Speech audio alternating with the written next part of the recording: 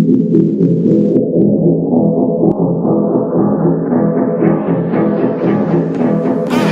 be crazy, huh?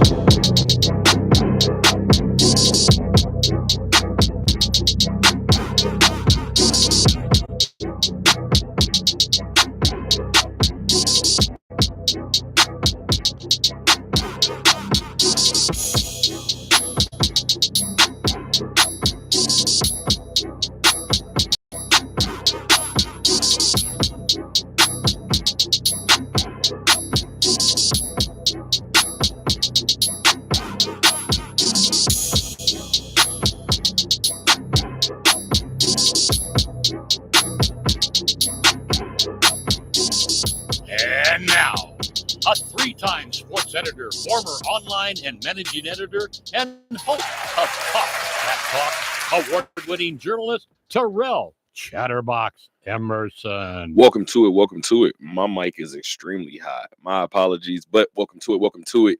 It is almost 10:30 on a Thursday night, so you guys know what time it is. It is time for Talk That Talk.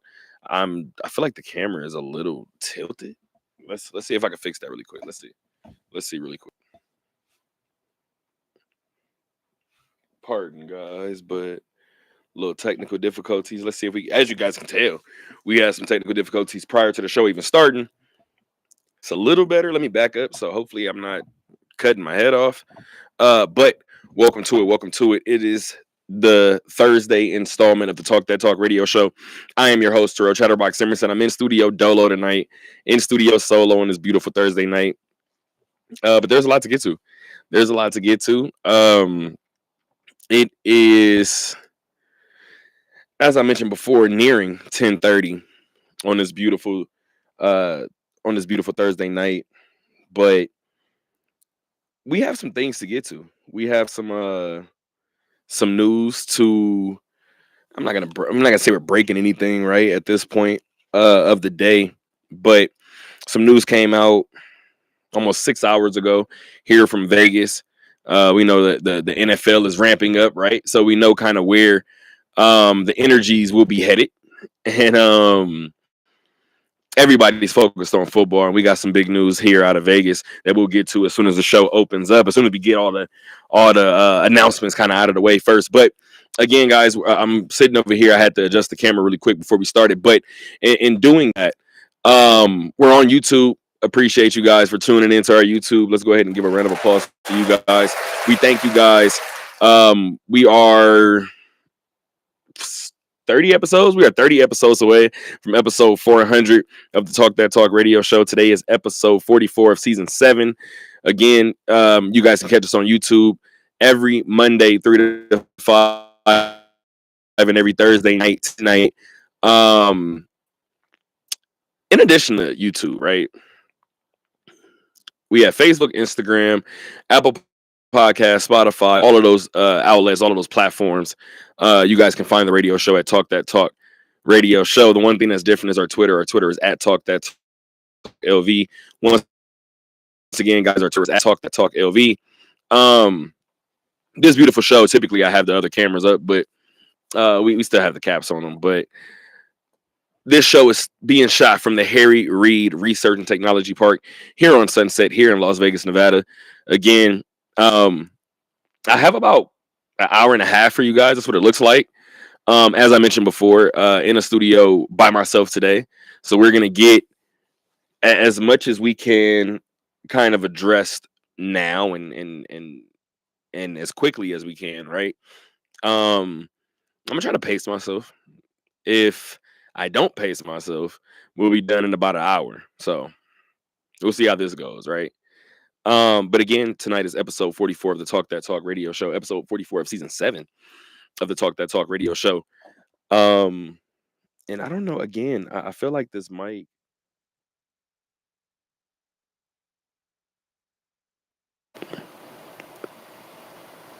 My apologies, guys. Hopefully that sounds a little better. Once again, we have a lot of football talk kind of to start off with, right? I'm going to get to my mom's tip in a quick second. But like I said before, I'm gonna try to pace myself in terms of this Dolo Thursday night show, especially considering all the trouble that we had prior to the show starting. But I do have a tip in from my mom. Let's see what we got. Do I? I do. And I need this to stay up. Okay, let's do it. So, my mom's tip in tonight is one that I like a lot. Uh-oh.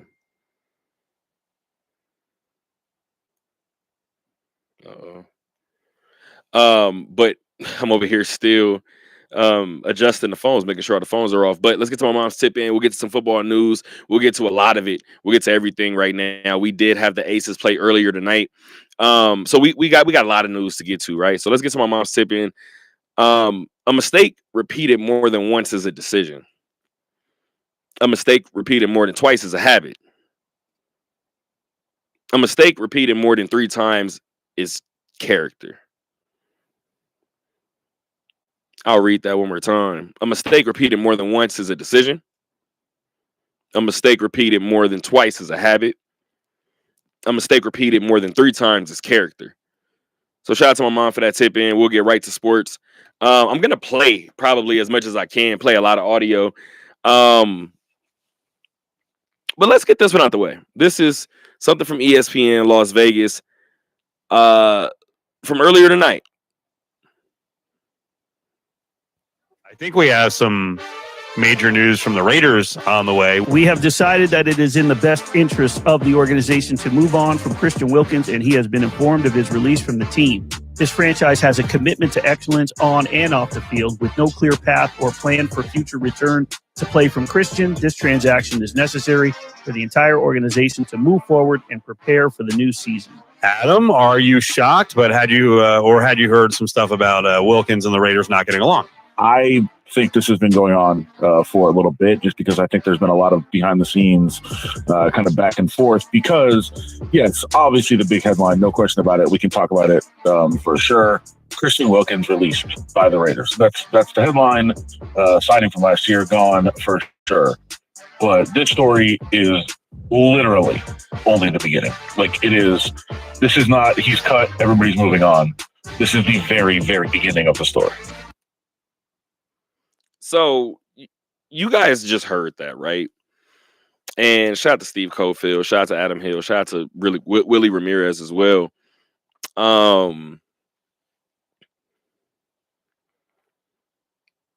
Defensive tackle Christian Wilkins was released from the Las Vegas Raiders earlier today. I believe we got the notification around 5 p.m.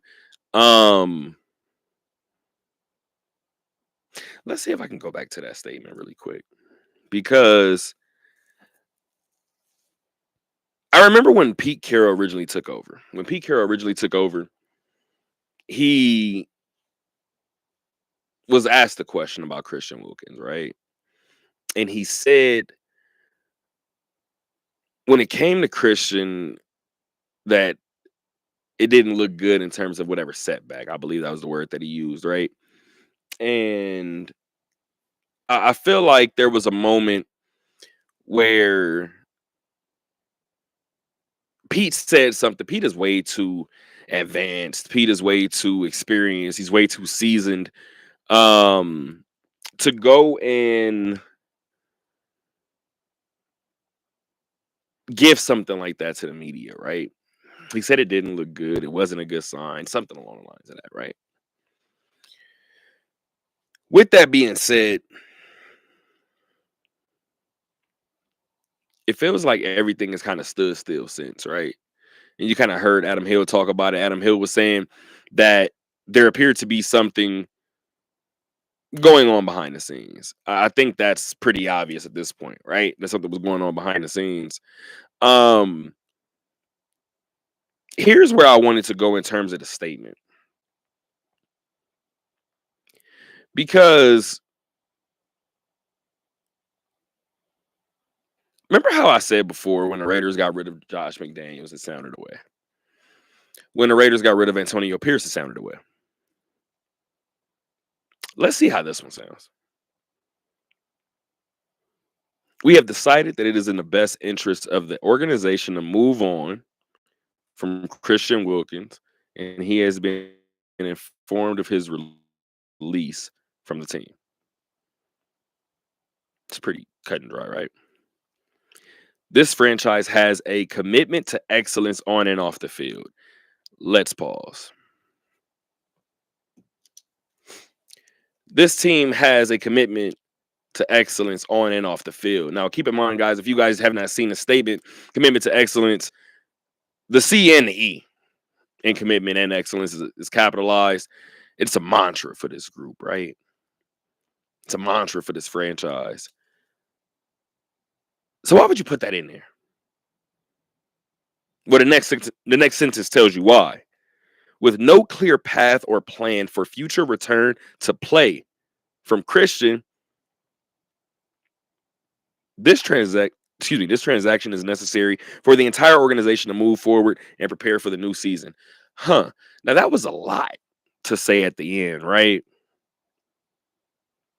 With no clear path or plan for future return to play from Christian. So we're getting all of this from Christian, right? So we don't have a path in terms of when we see he could be back out on the field helping us win football games. But there's no plan either.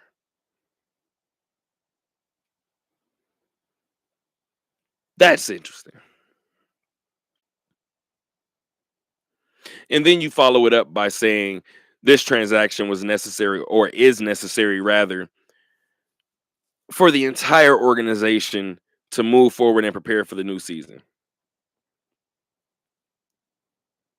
Right?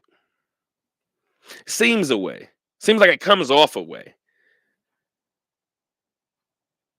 The question is the rehab, right? And I've talked about it before, and I've highlighted it before. The rehab is the hardest part of injuries, right? It just is. By the way, the border on this statement is commitment to excellence, by the way. This organization made a decision today based on the trajectory and the landing point currently of Christian's rehab.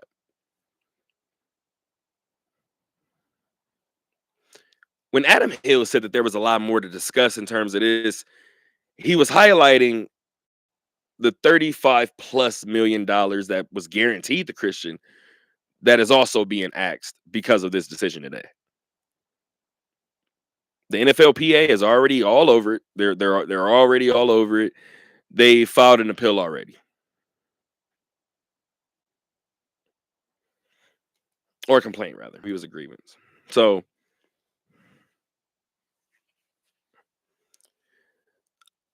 we're at a point where, as Adam Hill said a second ago, we have to just wait it out. We have no choice. There's more questions than answers at this present moment. And more people are probably going to have to be heard from.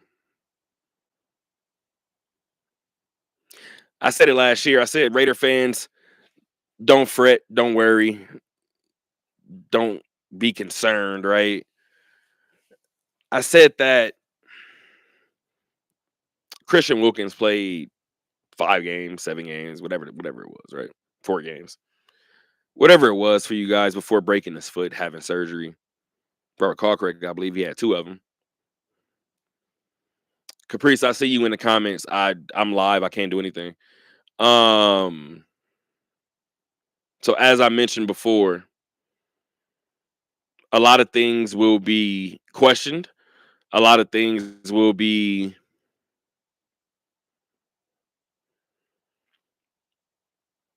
portrayed.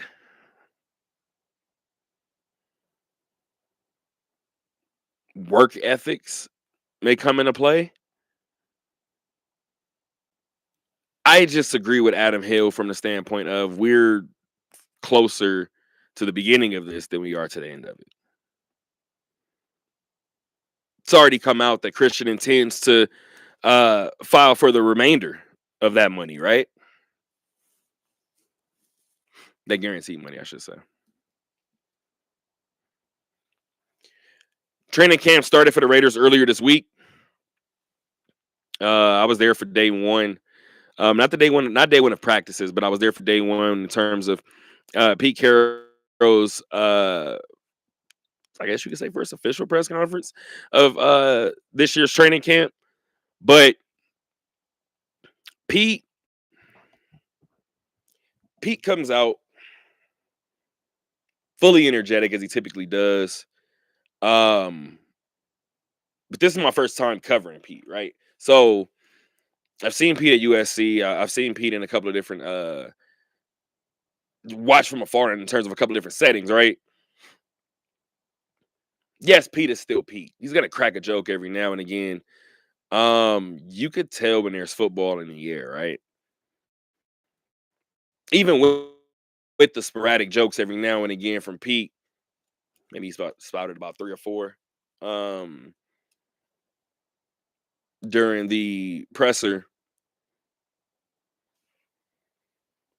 But Pete had a calm to him almost as well. That's the word I want to use in terms of excited and being ready for football. Now, in doing so, Pete talked about his break from football, or from the sidelines, I should say. He said it was really valuable last year without having a coach. One of the words that he used, and he used it a couple of times, he used clarity, right? He said he gained some clarity during that time away from the sidelines. And the Raiders are getting that. So the Raiders aren't just getting a regular Pete Carroll. The Raiders are getting a revamped Pete Carroll. They're getting a revitalized Pete Carroll, right? They're getting a juiced and an amped Pete Carroll. If you know anything about Pete Carroll, the fact that the Raiders are getting a more amped, a more juiced, a revitalized Pete Carroll, that could mean something for this group, a franchise that needs a lot of new energy and new blood around the building, right? So Pete comes in and he's embracing competition. He said he's leaning on vets. He said he's leaning on guys like Max. He's leaning on guys that he knows like Geno. And then shortly thereafter, I believe that same day, the Raiders go out and the Raiders go and sign Jamal Adams. The Raiders go out and sign safety Jamal Adams at a time when Pete literally just talks about guys that he knows, guys that he can lean on. In addition, he talked about athleticism on the back end of that defense. And you're adding somebody else like a Jamal Adams. You're adding a former Pro Bowler to your backfield, or to your secondary, I should say, right? To the back end of that defense. And now this is it. Right? Pete says this team has to win a lot of games. He said we're going to win a lot of games. So that's the only thing he knows. He's been winning 10 games for 20-something seasons. Doesn't want to stop now.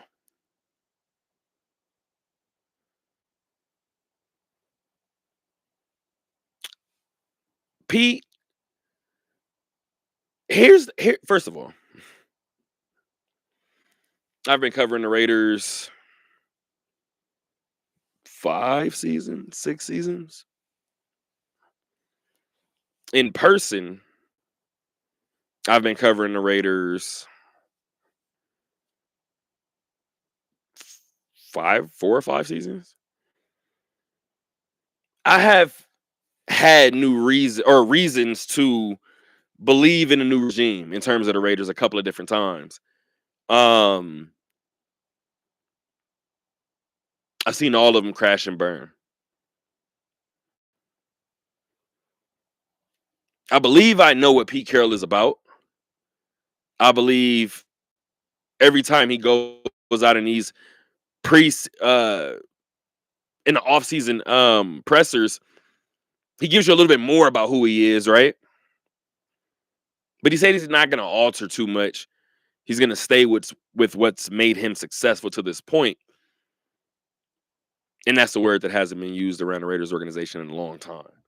and that's successful. We'll see what happens. Training camp is underway.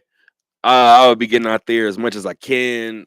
I know I got games, I got playoffs coming up. I got a lot going on, but a lot of football is going on still. UNLV has officially started their fall camp under first year Rebel head coach Dan Mullen. Extremely excited to see what this group can do. Another place that I need to get out to and lay eyes on in person.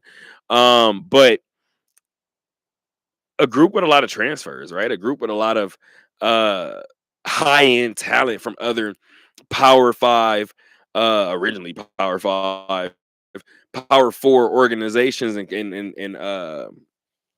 universities. And now you're bringing them to the desert, right? Dan Mullen talked about the facilities here in Vegas, and you have some of the best in the country. And now you're bringing in some of the best at one point over the past couple of years in the country, and you're placing them here in Vegas with these top-ranked facilities with a coach that has proven that he can not only produce a winner, but produce NFL talent, right?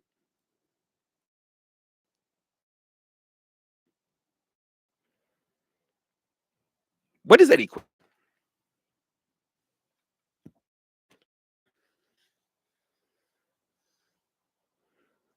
What does it equate to?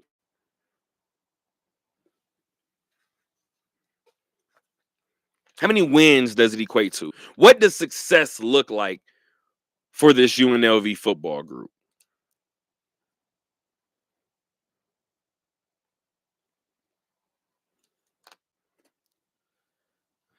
I have a couple of things going on. As I mentioned before, somebody is texting me. Let me see if we can get this figured out.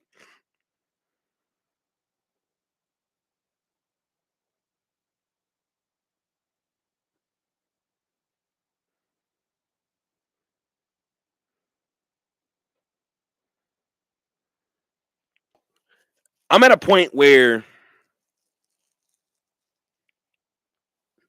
success looks like another bowl win, right?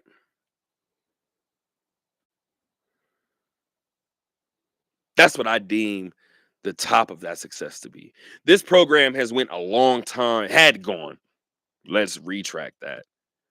This program had gone an extremely long time without a bowl game. A bowl win, rather. Went long as hell without a bowl game appearance as well, but I digress. Success for UNLV football this season is a second straight bowl win. Period. But if UNLV manages to find themselves in the same spot that Boise found itself in last year in terms of the college football playoff, I don't know if the result looks the same in terms of a Heisman Trophy winner in the backfield. Shout out to Ashton Jeanty, who is now a Las Vegas Raider. But what do you guys measure success as for this UNLV group?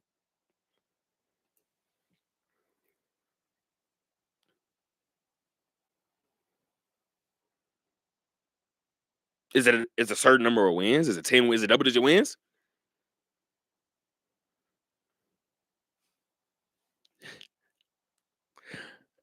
That's what I was trying to pull up the first time. Yep. So you have Idaho State at home. You're on the road at Sam Houston. You're at home against UCLA. Big opportunity, right? You're on the road back-to-back games against Miami, Ohio, and Wyoming. You're at home against Air Force, on the road against Boise State, at home against New Mexico, on the road against Colorado State, back-to-back home games. You get Utah State at home. And then you get then you get Hawaii and your typical November game, November 29th, the battle for the Fremont Cannon, number 51. The 51st battle for the Fremont Cannon is at UNR this year, November 29th. How many wins do you guys see?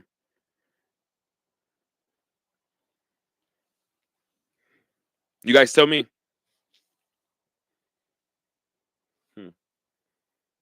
I'm looking over it.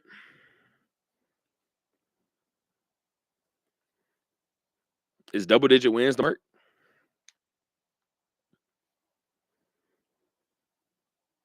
Dan Mullen has a lot of talent at his disposal on both ends of the football, right?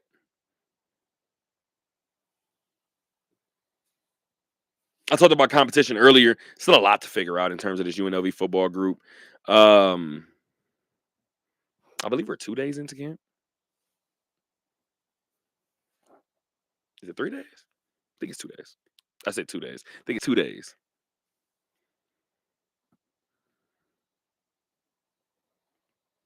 One more football topic and we'll get out of here in terms of this first hour. Well, what was slated to be the first hour, right?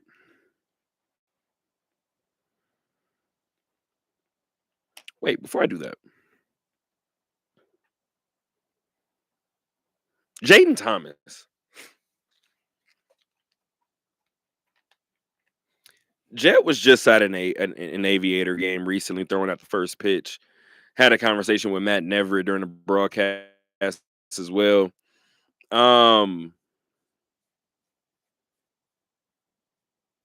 Last season, so much talk around the quarterback position. With good reason. It just makes sense. It's the way football goes. But one of the things that I kept saying during that time was this group runs the football, and it runs the football at a high clip. So regardless of who's taking snaps under center, this group is made to run. And now you get a quarterback room where you're trying to decide between former Michigan quarterback Alex Orji and former Virginia quarterback Anthony Calandria. What a hell of a dilemma to have.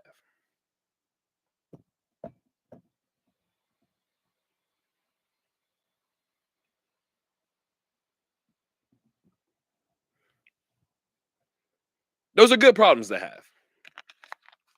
Forgot which football coach told me that, but when you have two good quarterbacks, that's a good problem to have.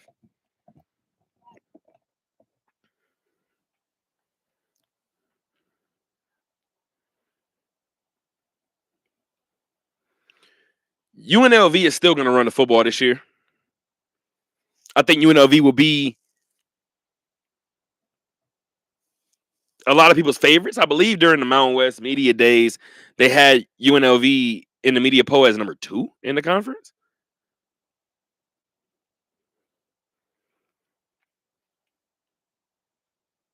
What we always talk about is how UNLV plays in these tight games, right? I think back to Oregon State last year, that game was a little tighter than probably it had to be. Hawaii is typically a tight game. I don't think I said a San Jose State game this year. But what do those games look? What do those games look like, right? What does the Air Force game look like? I don't think I mentioned Utah State, but those are the games that people are gonna have questions about the way the Rebels finish, rather. We've seen this team have bouts last year or over the past couple of years where everything kind of sticks together into the fourth quarter. UNLV is at a point right now where UNLV wants to build off of what Barry Odom did before leaving for Purdue. And the way that you build off of that, you win. We're past the point of building programs, right? It appears that Barry Odom kind of did that. So where does it go from here is the question.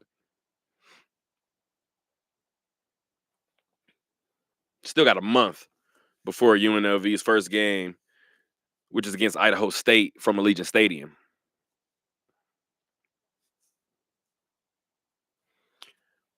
As I mentioned before, one more football topic.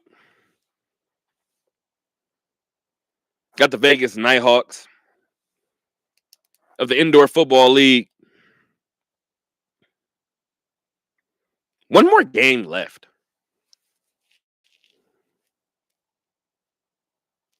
One more game left. Season finale on Saturday from Lee's Family Forum. It's a 6 p.m. kickoff.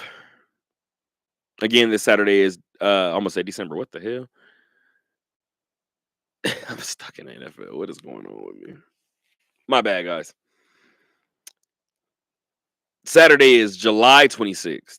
6 p.m. kickoff time against Tucson, a game that would have meant everything if Vegas didn't get the win last week, but Vegas did successfully against Northern Arizona, which means that Vegas is headed to the playoffs for the second straight year here in the IFL. 3 years in the league, 2 years, back-to-back years in the postseason. Head coach GM Mike Davis has a lot to be proud of with this group. 3 wins in their last 4 games. Now you get an opportunity to close it out with a victory against a non-playoff team.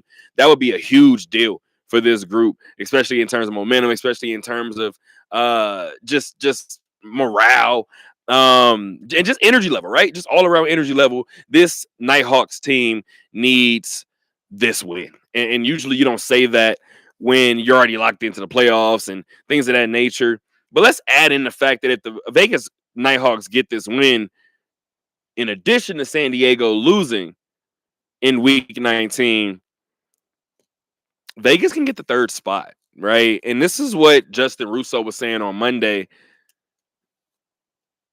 The 3rd spot is still possible for Vegas. So, Bay Area, they're the 1 seed. They're 12-3.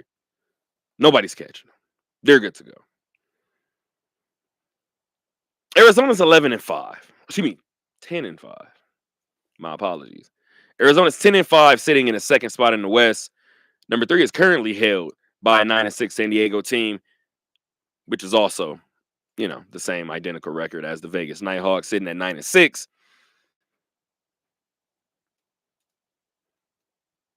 Here's where it gets interesting. Arizona and San Diego plays each other in week 19. So a loss by Arizona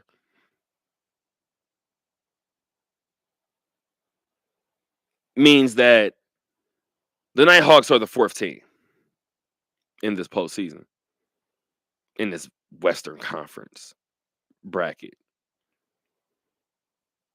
But first things first, Vegas takes care of business on Saturday. It doesn't matter what happens in terms of, actually, I'll take that back. This is what happens when you drop some of those games earlier in the year. Even if Vegas gets to win on Saturday, it still needs help from Arizona in terms of getting that 3rd spot. Now, if it gets help and it gets that 3rd spot, then Vegas gets Arizona as the 2-3 matchup. What does that look like? Not too sure. One more game to play in terms of this year's regular season. It takes place on Saturday, July 26th, 6 p.m. from the Lee's Family Forum. I have basketball news. I have baseball news. And we can get out of here on this beautiful Thursday night. We are creeping into the 11 o'clock hour. I am your host, Terrell Chatterbox Emerson. Episode 44 of Season 7 of the Talk That Talk radio show.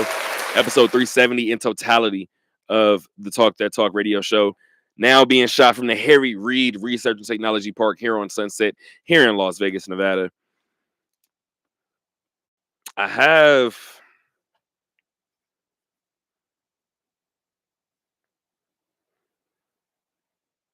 30 more minutes, maybe. We'll see.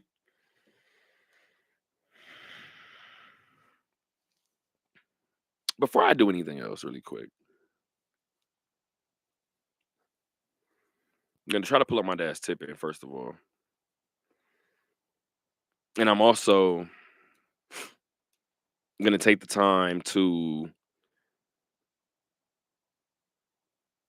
just express, obviously we have a job to do on these microphones, but while I always highlight that we talk about sports and this is our job and it's not nothing really serious, right? And things of that nature. Um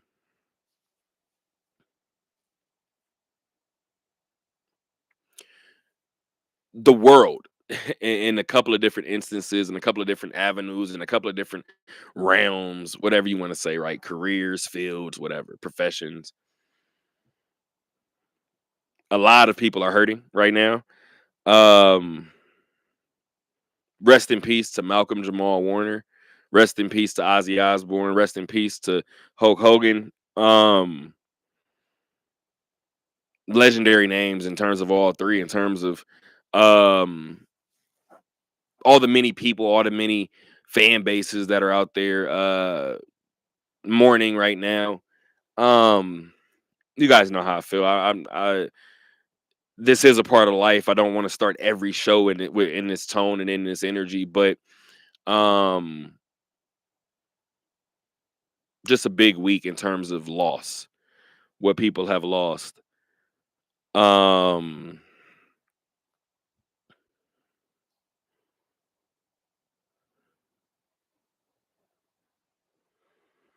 it's important to remember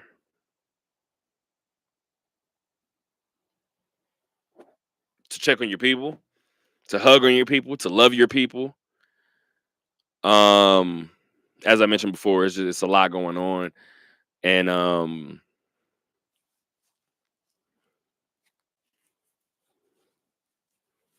you never know um when's the last time you could be hugging somebody.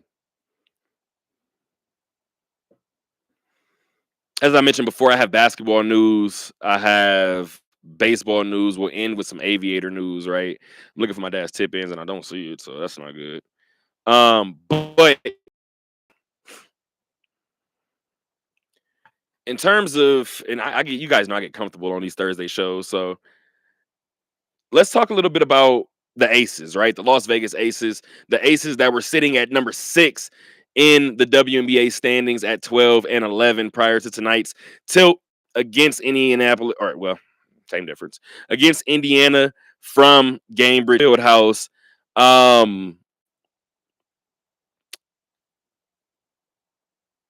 Indiana hasn't had this type of success against Vegas ever.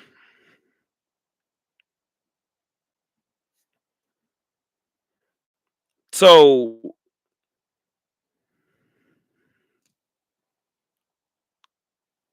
the Aces lost their first game to the Fever franchise earlier this season after 16 straight wins, right? I believe that was the second longest streak that a team has had against a single opponent. The second longest streak in league history.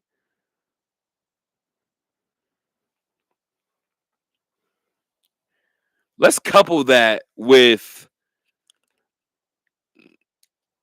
determines the season series. One up, one down. One up, one down. In terms of this season series, and now Vegas drops this one tonight by 10. Now keep in mind, Vegas beat Indiana by 8. First appearance from the T-Mobile Arena. We were actually in the building for that one. It loses, or they lose rather. The Aces lose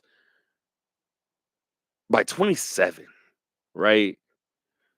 Becky says she called it the worst offensive performance in her time here. You follow that up with another double-digit loss this time, albeit by 10 points. I do have my notes over there, but I don't even know if it matters.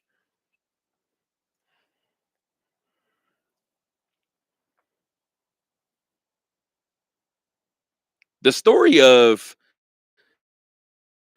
this first half, well, the first half, and now we get our first experience of it in the second half. Vegas and closing out second halves. No pun intended. Second halves of games, I should say. Vegas appeared to have an issue with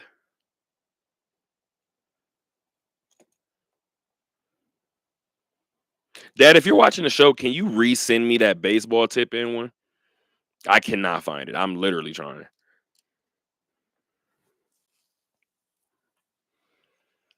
It happened again tonight in terms of closing out a second half, right?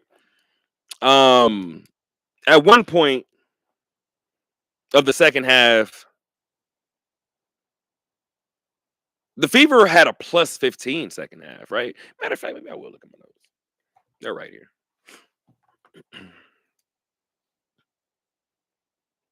I'm going to give you exact numbers.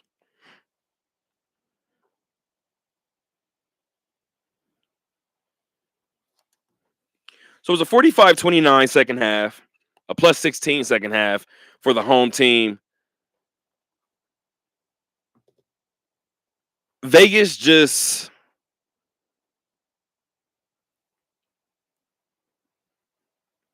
couldn't match the energy of Indiana. And this is down the stretch. This is to close it out. That I got the tip in. Good looking. So this is to close it out, right? So there's still no Caitlin Clark in this one. Aaliyah Boston has her moments in this one, right? But it's Kelsey Mitchell,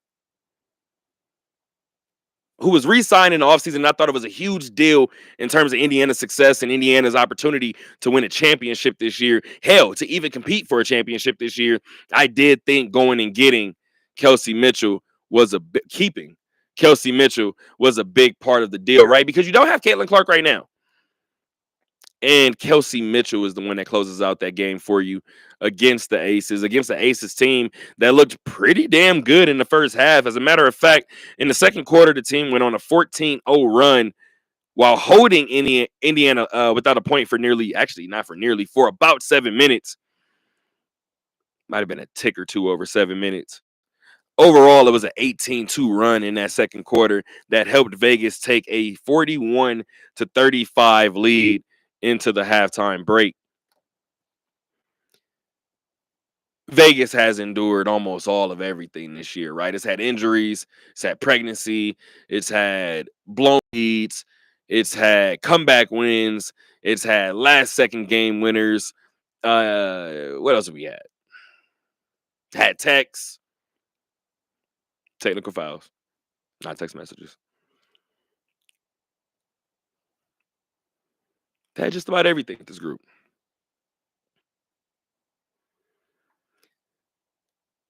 Becky had just said the final home game. Why am I blanking? I have it right here in the book and I don't want to look, but who is it? The Atlanta game.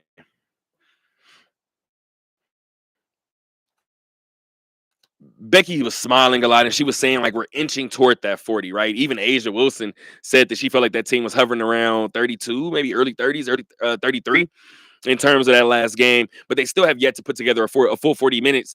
I'm interested to know if Becky Hammon feels like she knows her group at this point in the season.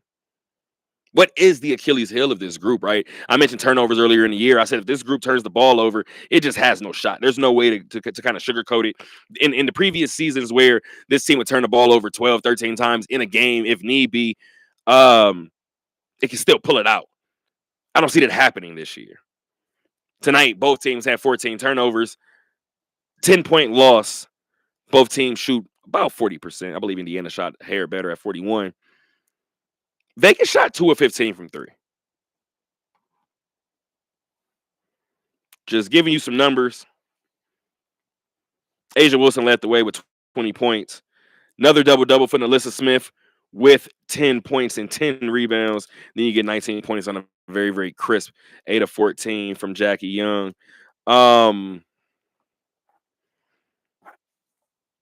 If this is a pod episode, it would be called More Questions Than Answers. Similar to the Christian Wilkins thing, more questions than answers. More is left to be revealed about this group. I will say sitting at 12 games, or excuse me, sitting at 24 games with 20 more to go, Time is a ticking for this group.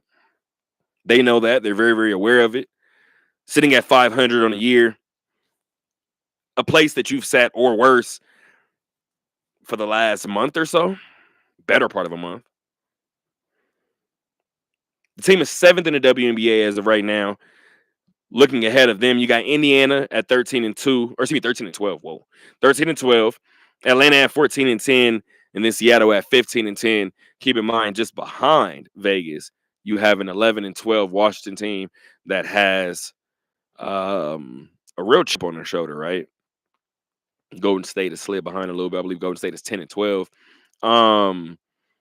Tight race near the bottom half of this postseason bracket, this postseason chase.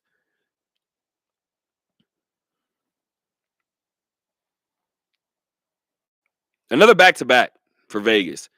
Vegas is back in action tomorrow night, early, you could say, 4:30 p.m. It is because they are in the Twin Cities. They are in Minnesota. They are taking on the Minnesota Lynx. It is the second of a 4-game road trip for this group. To get it together on the road is going to be a tall task for Becky Hammon and company, but I know that this group is chomping at the bit, and I know I say it all the time, but this group, if you've been around them, they like to try to go get them back.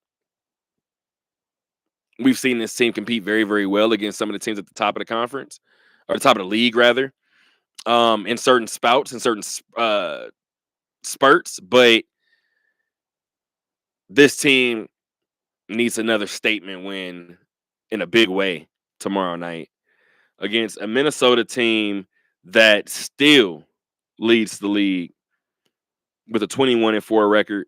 You're heading into hostile territory. Let's make it even more hostile because Minnesota is 13 up, 0 down from the Target Center. So tall task for A'ja Wilson and company coming up tomorrow night, 4:30 p.m. from the Target Center. Again, that is a second of a 4-game road trip for the Las Vegas Aces and Becky Hammon. Where are we at? Baseball. Oh, man, let's just talk. I feel like I should do athletics first. I'm going to do athletics first. Sorry, guys. I'm going to do athletics first. We'll end with Aviators.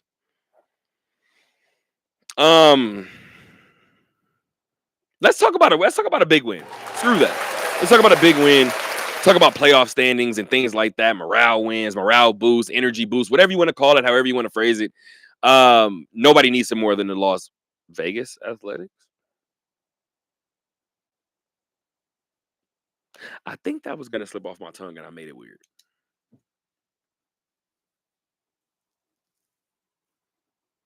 I think I made that weird and I didn't have to.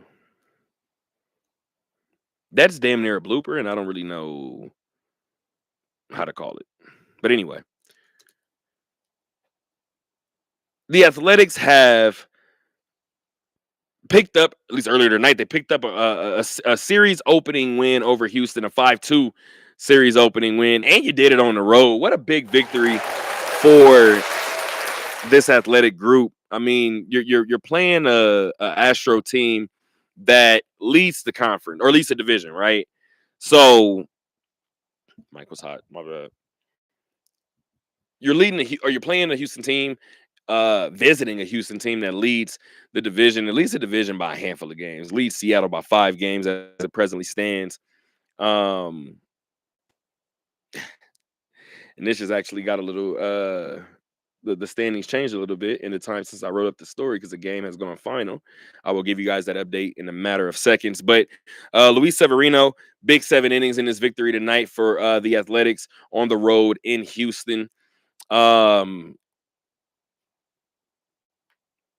going to go here first, actually. Sorry about that. But I want to give you guys the numbers for Severino first before I move on to the batter's box. But Luis Severino gave up 2 runs on 4 hits in 7 innings pitched, 8 strikeouts to 0 walks for Sevy. Athletic social media had a great time with that, just in terms of giving him some love, giving him some kudos, giving him a little bit of a shout out, right? But from the 9 hole, you had Luis Urias hit 10 as he helped the Athletics pick up this big victory. That home run actually came in the 6th inning of this ball game. That made it 5-0. Nick Kurtz also hit 2 doubles in this one. So I believe I was looking at a stat earlier. I had to double check. I think my Twitter is up, but I'm not going to look it up.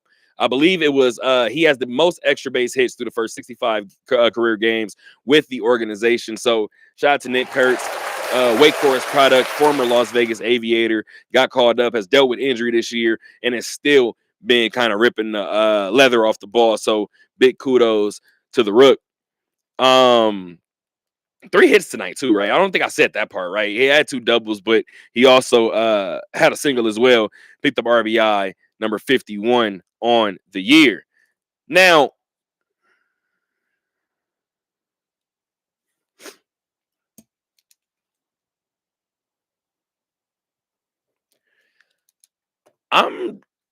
if I'm just being completely honest, and this isn't like being a homer or anything crazy, I'm not sure that there's been a hotter hitter in all of minor league baseball over the last 2 months than Carlos Cortez. He gets his call up to the big leagues. The Athletics have him in right field today, and he picks up his first career hit. Not only does he do that, he picks up his first career run scored and his first career RBI. Big day for Carlos Cortez. Been on an absolute tear since it started to get hot. Been on an absolute tear since early June. I'm interested to see if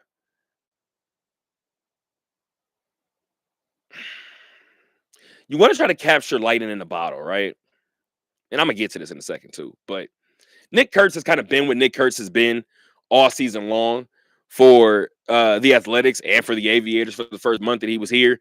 But now you're getting Carlos Cortez moved up, right? Now I want to go through this lineup for a split second because I want to see something.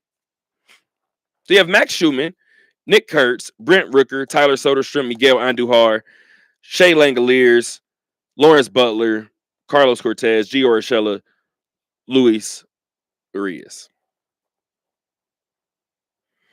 I've covered Gio and Miguel on rehab stints. Brent Rooker and Luis are the only guys that I haven't actually covered, right? So the Aviators have a lot of the guys that are responsible for their recent success up at the big league level, trying to help this organization, trying to help this athletic team figure it out. You're going to see where I'm going with this in 1 second. It's today, Thursday. Yep. You're going to see where I'm going with this. Big win, as I mentioned before, for this athletic group, especially considering the way that you did it, right? Big day from your guy out of the 9 spot. Carlos Cortez picks up his first couple of career firsts. Your big offseason cash cow, Luis Severino, possibly in his last start as an Athletic. Maybe that's a good way to go out. Maybe that's a good final showing for other teams to see and pull the trigger on him possibly being the guy to help them make a postseason run. The Yankees come to mind. Boston comes to mind. The Giants are always a team that I pay attention to. Where does Luis Severino go if indeed he is traded from the Athletics?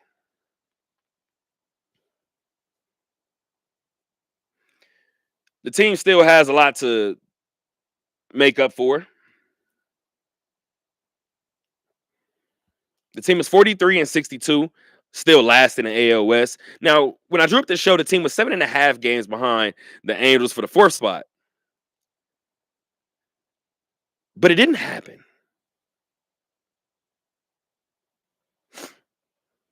Well, it didn't stay like that. I don't say it didn't happen. It didn't stay like that.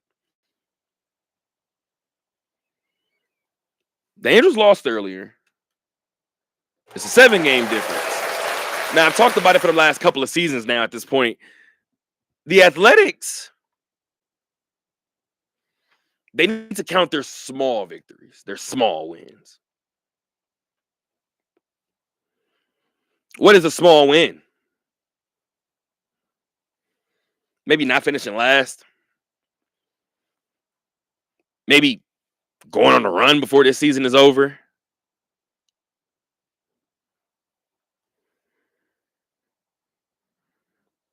What does it mean ultimately? Let's curb our enthusiasm a little bit.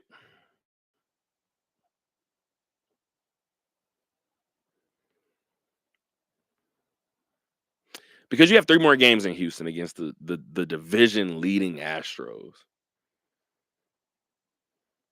Game 2 of that scheduled 4-game series is tomorrow. 5:10 is the scheduled first pitch time, around 5:10, right? Again, tomorrow is Friday, July 25th. 3 more games in that Houston series. I have one other topic to get to, and we kind of already highlighted it a little bit, but the Aviators. The Athletics have continued to rake guys from the Athletics, from the interleague system, and bring them up to the big leagues, right? They're dealing with injury. They're dealing with just some guys moving around, some shifting. Logan Davison was recently designated for assignment. A lot of moving pieces for this group. As a result, it shouldn't shock anybody that this group is on a 7-game losing streak.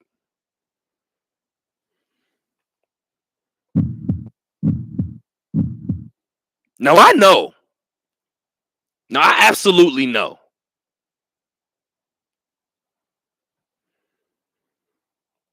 that Fran Riordan isn't panicking, right? But I do wonder if he's worried. You're going to the postseason. You know that your team isn't necessarily going to look the same way it looked in April, in May, in June. The same looks for that postseason roster. We get it. But the mentality of a locker room, when you get stuck in a rut and you stay in a rut for a little too long.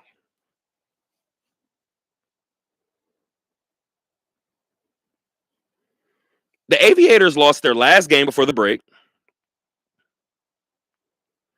They were swept in 3 games by Round Rock coming out of the break. And they've lost the first 3 games of the series against Sacramento. With that, what am I to think?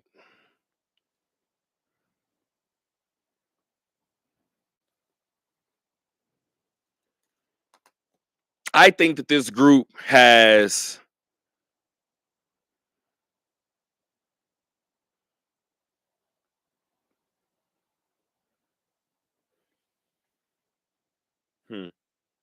it's hard to say because I haven't seen the last games in person, right?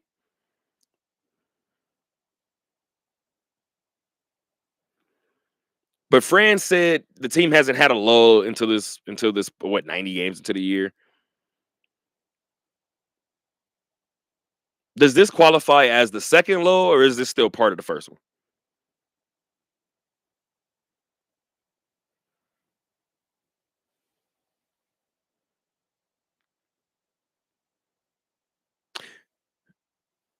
Vegas will be in the postseason, and we talked about it before, right? Vegas got to the postseason in 2019, lost in 5 to the same Sacramento River Cats that I'm talking about. They'll be in the postseason this year, no matter what happens in the second half, because your Las Vegas Aviators are the champions of your first half.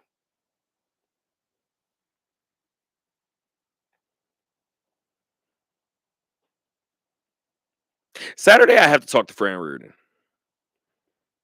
We'll see what's going on with the Aviators.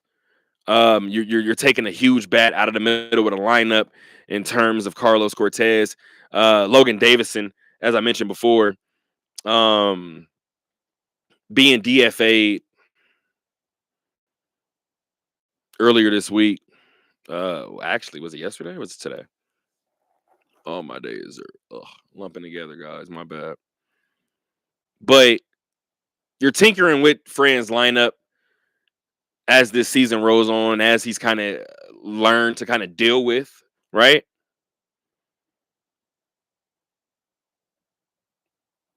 But I'm gonna go back to what we originally talked about in terms of me and Fran Reardon, Fran Reardon. This group could have very, very easily fallen into some sort of hangover.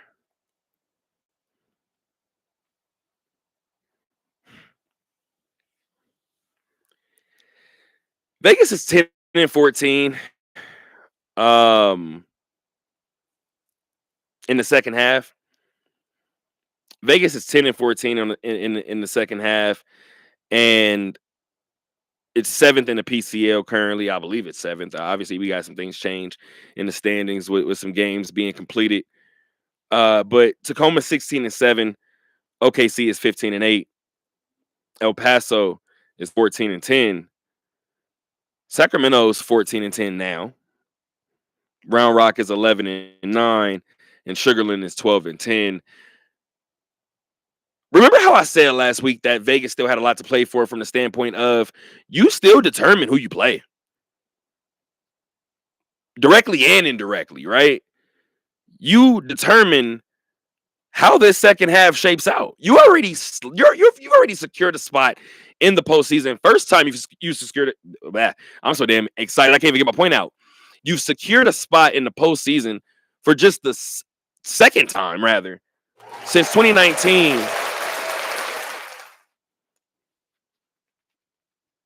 If you beat certain teams, you could possibly keep them from winning the second half. Or you could stay around the 7, 6, 7, 8 spot, and you could have no say-so in it.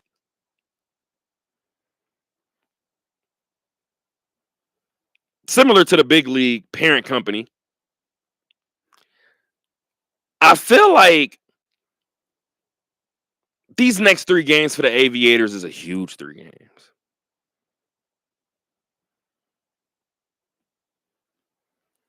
Three more games, all of them against Sacramento, in Sacramento from Sutter Health Park. I had my dad's tip in. See what my dad's tip in got for us. Now, I've been reading a couple of these, but I believe I have 4 left. We'll see. We'll see. At the very least, let's get to this one. Let's get to number 4. Most ejections in an MLB game. It happened around this time in 1946. It was July 19th of 1946. A game between the Boston Red Sox and Chicago White Sox was a game that saw, my dad said it was a game that the White Sox would love to forget. Besides losing 9-2, their whole bench was ejected. In total, 14 ejections came from the Chicago White Sox side. Wow. Was that extra inning game? Were there hit batters? Dad, can you follow up with that one? Number 3, consecutive no-hitters. Cincinnati Reds pitcher Johnny Vandermeer, during his rookie season, completed a feat that had never been done before and may never occur again. On June 11th, 1938, Vandermeer threw a no-hitter against the Boston Bees, a team that is now the Atlanta Braves. 4 days later, in the first night game from Ebbets Field, Vandermeer threw another no-no against the Brooklyn Dodgers. Give it up for that. Wait a minute. Just give it up for that for a split second. Back-to-back no-nos in June. That's big time. We might be able to get through all of these. We'll see what happens. Most runs scored. I like this one a lot. Most runs scored on August 25th, 1922, in front of 7,000 spectators at Wrigley Field. 7,000? On August 25th, 1922, in front of 7,000 spectators at Wrigley Field, the Chicago Cubs defeated the Philadelphia Phillies in the highest-scoring MLB game in history. That game was 26-23. That game was damn near like a Chicago Bear, Philadelphia Eagle game. So that football-like score was a 26-23 finish from Wrigley Field on August 25th, 1922. And the last one, and we're talking about the craziest records in Major League Baseball, right? The last one, my dad said that was going to shock us, right? Most walks allowed in a career. Now, this was really a shocker, right? At least to him. He said the number was 2,795. Let's do that one more time. 2,795 walks allowed by none other than Nolan Ryan. We all know Ryan for being the Ryan Express. He has multiple MLB records, strikeouts in the season with 338 in 1973, strikeouts in a career with 5,714, and he holds the record for career no-nos with 7 of them, while also being a part of the lucrative 300-win club, amassing 324 career wins. And the man also has the most walks allowed in his career. Now, Dad, I'm gonna pause for a quick second when it comes to that one, because Kobe Bryant has a lot of missed field goals. LeBron James has a lot of missed field goals. So does Kareem Abdul-Jabbar. Bron has a lot of turnovers. So does Karl Malone. Hey, when you're out there and you're racking up the positive stats, because you have so many years under your belt, by default, you're going to pick up some of them bad ones along the way. Quick little Thursday show. Until next time, gang. This be crazy. Keep on talking.